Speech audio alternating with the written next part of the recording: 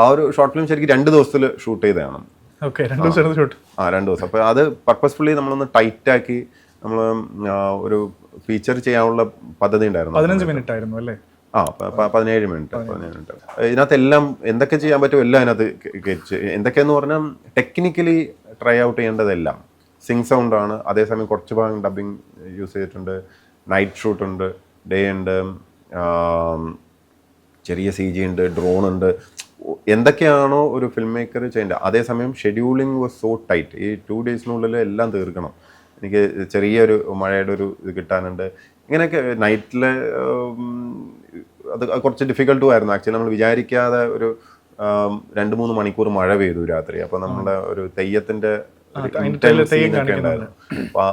അപ്പോൾ നമ്മൾ ഷൂട്ട് സാധാരണ നടക്കുമ്പോൾ ഉണ്ടാവുന്ന ചലഞ്ചസും എക്സ്പീരിയൻസ് ചെയ്തിട്ട് ഒരു പ്രോഡക്റ്റ് ചെയ്യുക എന്നുള്ളതാണ്. I need to stretch myself and learn. പഠിക്കുന്നതല്ലേ.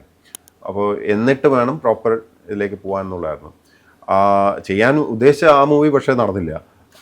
അതെന്ന് വെച്ചാൽ ശേഷം വരാനുള്ള ഒറിജിനൽ. അതെ അതെ അതെ അതെ അതായത് ഒടിയന് ശേഷം ഇതെന്ന് പറഞ്ഞ പോലെ ആയിപ്പോയി.